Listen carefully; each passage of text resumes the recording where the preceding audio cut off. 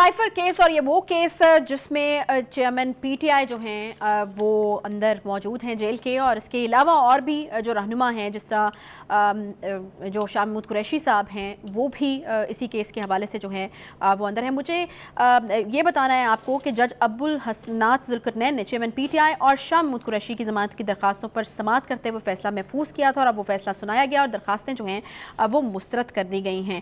بخاری صاحب، وکیلوں کی جانب سے جو ہے وہ کافی کنسرنڈ ہے، اور وہ یہ کہا جا رہا ہے کہ بہت سخت قسم کا کیس بنایا گیا، اور یہ بڑی زیادتی کی بات ہے کہ اس کیس کے اندر جو ہے وہ رکھا جائے چیئرمین پی ٹی آئی کو اندر، اور وہ کوئی جاسوس نہیں ہے۔ مطلب کیس اس طرح کا بنایا گیا جیسے کسی جاسوس کے اوپر، اتنا سخت قسم کا کیس ہے جیسے کسی جاسوس پر بنایا جاتا ہے۔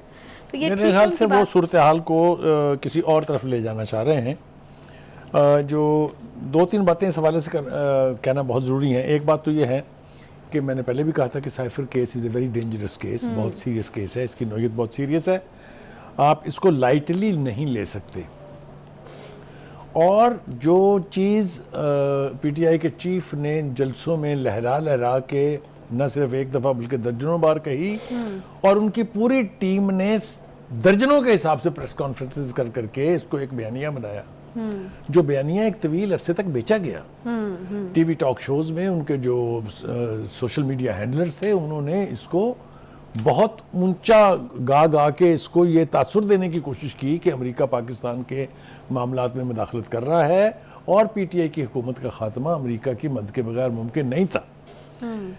اصل بات یہ ہے کہ جو ویڈیو باہر آئی، جو اس میں خان صاحب جو ہیں اپنے پرنسپل سیکرٹری کے ساتھ گفتگو کر رہے ہیں، اور اس میں آڈیو جو سامنے آئی، میں ہمیشہ مکس کر دیتا ہوں، اس کے مطابق انہوں نے فیصلہ کیا اس گفتگو میں کہ اس کے ساتھ کھیلنا ہے۔ جب آپ سائفر قسم کی سینسٹیو سیکرٹ چیز کے ساتھ عوامی سطح پر کھیلنے کا فیصلہ کرتے ہیں تو پھر آپ کو اس کے کانسیکوینسز کے لیے تیار رہنا چاہیے، ایک بات۔ دوسری بات یہ کہ وہ کن کن ہاتھوں میں گیا۔ خان صاحب ریکارڈ پر موجود ہیں، ایک جلسے میں فرماتے ہیں کہ وہ جو سائفر تھا وہ میرے پاس تھا لیکن وہ گم گیا ہے۔ آپ کو یاد ہوگا جو قوم سے خطاب وہ فرماتے تھے، اس میں بھی انہوں نے کہا کہ وہ تھا لیکن وہ گم گیا۔ پہلی بات تو یہ کہ آپ کے پاس وہ تھا کیوں؟ اس کو تو پرائم منسٹر سیکریٹریٹ میں ہونا چاہیے تھا۔ دوسرا ہے کہ اگر وہ آپ کے پاس تھا تو وہ گما کیوں؟ اور وہ گمنا اس لیے زیادہ قابل تشویش ہے کہ وہ الٹیمیٹلی ایک ایجنسی ہے، نیوز ایجنسی امریکہ بیسڈ، جس کے پاس پہنچ گئی ہے اس کی کاپی، تو وہ پبلک ہو گیا نا۔ اچھا، پھر وہ کہتے ہیں کہ جی ہم نے تو اسے، جو ان کے وکلا ہیں، کبھی پبلک میں ذکر ہی نہیں کیا۔ خدا کے لیے آپ کہتے رہے کہ اس سائفر میں یہ لکھا ہے کہ آپ باز آ جائیں ورنہ آپ کی حکومت کا ہم تختہ الٹ دیں گے۔ پھر وہ دو ان نیشنل سیکورٹی کمیٹی کی میٹنگ کا حوالہ بھی دیتے ہیں، لیکن یہ بھول جاتے ہیں کہنا کہ انہوں نے کہا تھا کہ اس میں کوئی سازش نہیں تھی۔ اس میں الفاظ کا چناؤ جو تھا وہ ان گارڈڈ تھا، جس کے اوپر ڈماش کرنا چاہیے اور ڈماش کر دیا گیا۔ اس کو اس ڈپلومیٹک لیول کے علاوہ پبلک سطح پر آنا ہی نہیں چاہیے تھا، ایک بات۔ دوسری بات یہ کہ کوشش یہ کی جا رہی تھی کہ جلدی ٹرائل کورٹس کا فیصلہ کر دیں تاکہ ہم پہلے لاہور ہائی کورٹ میں جائیں، اپنے اسلام آباد ہائی کورٹ میں جائیں، پھر اسلام آباد ہائی کورٹ جو ہے وہ اس کے اوپر جو بھی فیصلہ کرے پھر ہم چھلانگ مار کے سپریم کورٹ میں چلے جائیں۔ میرے خیال سے اس کا کریڈٹ آپ جج کو دیں، اس کا کریڈٹ آپ پروسیکیوشن کے جو وکلا ہیں ان کو دیں کہ یہ ان کی خواہش پوری نہیں ہوئی۔ صحیح۔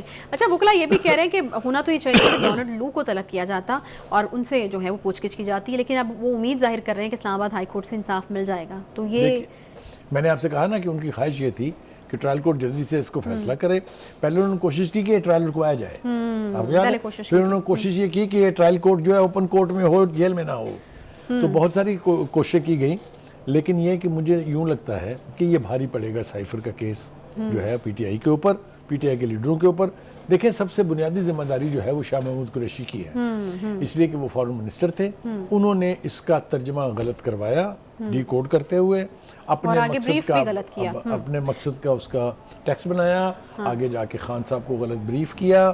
یہ ساری چیزیں جو ہے نا، یہ ایک ڈپلومیٹک چیز جو بہت جس کی سینکٹیٹی ہے اس کے ساتھ کھلواڑ کرنے کے مترادف ہے۔ صحیح۔ جو لوگ اس میں کم ملوث ہیں ان کے لیے میرے خیال سے ریلیف موجود ہے۔ اسد عمر بھی اسی معاملے میں گرفتار تھے، لیکن ان کی ضمانت جو ہے وہ کنفرم ہو گئی ہے، اس لیے کہ ان کا قصور زیادہ نہیں ہے۔ لیکن یہ گلے کا ہار جو ہے سائفر کی صورت میں یہ پی ٹی آئی کے لیے اپنے گلے سے اتارنا آسان کام نہیں ہے، کافی مشکل کام ہے۔ صحیح ہے۔ اچھا بخاری صاحب، وقت چونکہ کم ہے، بات کرنی ہے واپسی کے حوالے سے بھی۔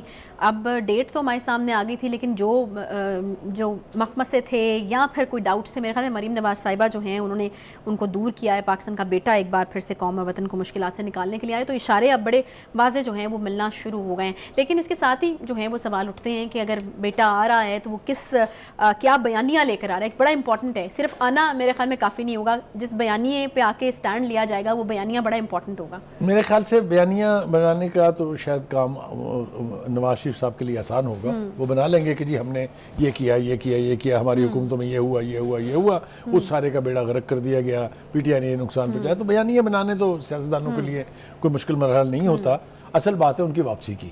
صحیح۔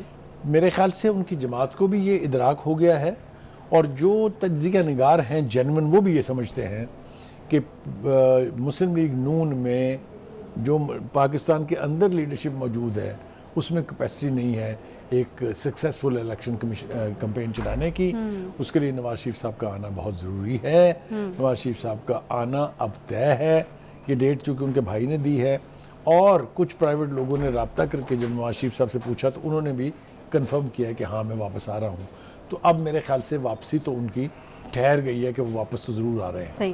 ان کے آنے کے بعد گراؤنڈ ریالٹیز کیا بنیں گی، ان کے ساتھ کیا سلوک ہوگا، وہ عدالت میں جائیں گے سیدھے وہاں سے ریلیف ملے گا یا انہیں جیل جانا پڑے گا، یہ ساری چیزیں جو ہے اس کا تعلق ان کی آمد واپسی کے آنے سے ہی مشروط ہے۔ تو 21 اکتوبر وہ دن ہوگا جس کے بعد جو ہیں وہ انفولڈ ہوں گی چیزیں۔ کچھ ایسے سوال ہوتے ہیں جو میرے خیال میں وقت آنے پھر ان کا جواب مل سکتا ہے، یہ انہی سوالوں میں سے ایک سوال ہے۔